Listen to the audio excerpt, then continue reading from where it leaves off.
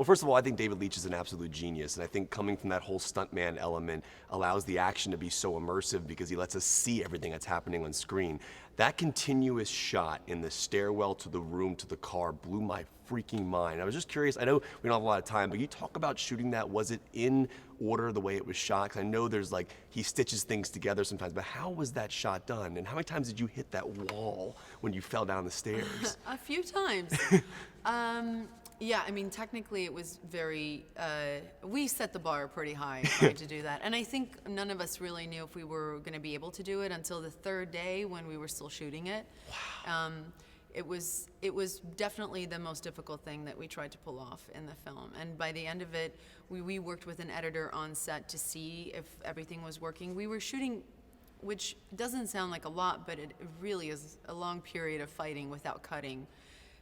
20 moves at a time, 20 fight moves, 20 hits at a time, and if you miss one hit, the whole thing kind of falls apart. So logistically, we worked really hard up until the point that we were shooting, and then we did shoot it continuously, so that by the time we were in that gypsy apartment, Oh my God. we were absolutely exhausted.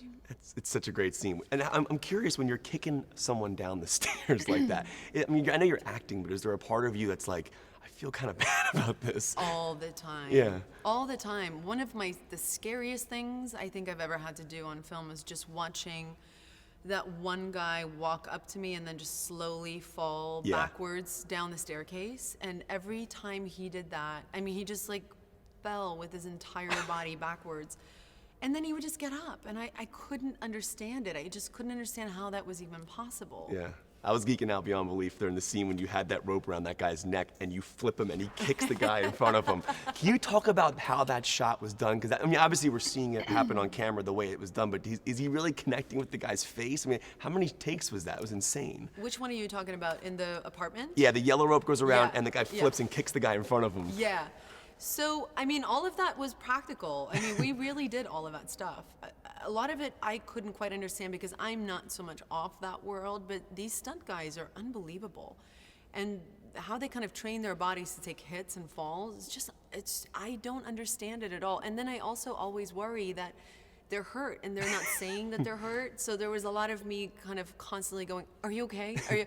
Everything that we have of the behind the scenes is just me going, are you okay? Are you okay? Are you sure? Are you okay? Because it just looks so scary. Now, I'm a huge George Miller fan. I obviously loved Mad Max, and I honestly want to see Furiosa and Lorraine in a scene together. I just think that would be amazing. I know you get asked questions a lot about like characters meeting, but could you imagine what those two would be like if they were in the same room? Like, what would their fight be like? I think that would be amazing. It would be interesting because they both fight in such a different way. Right. Furiosa's not really a fighter. You know, she just kind of had to learn in order to survive. And I think most of how she fights is just out of necessity. Lorraine has a little bit of that too towards the end if she's really kind of pushed into a corner. But I think, you know, she's a trained fighter and she's really good at utilizing her environment and what she has around her. You genuinely like get into these roles, and I mean, I've been watching your work forever. Obviously, Monster was brilliant, everything you've done.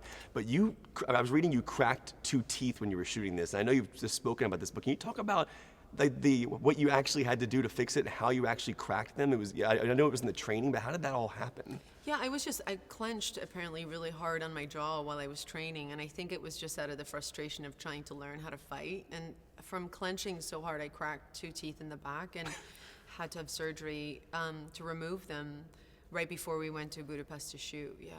Have you ever had any other previous injuries on sets in the movies you've done before? Or is this like kind of the most like the hardest one you've worked on? No, I had a really bad injury on Jan Flux. I almost paralyzed myself. What happened? I did a back handspring and my feet slipped from underneath me and I landed with my entire body weight on my neck and herniated a disc, and I could have done severe damage on that. That was definitely the scariest thing that's ever happened to me. That's insane. Now, before I let you go, I think obviously the roles you've chosen over your career have been amazing. Is there a movie of yours you like to go back and watch, or do you just don't? Can you watch your own films? I know actors have a problem watching their movies sometimes, but I'm curious. I watch the movie so much in the process of trying to get it out there into the world, whether it's test screenings or just being in the editing room and working with the director. And so I see it so much in the process that, I don't ever have that moment on a Saturday morning, you know, let me pop out the yards and check that out. I don't do that. I don't think I could do that.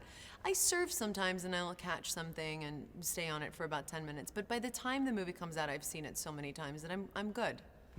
Yeah, well, you did an amazing job in the movie. It was awesome talking to you, and thank you for all the action you do. Thank you for nerding out. No, I really appreciate no, that. David's freaking awesome. I love it. Thank you. I really appreciate it. Those guys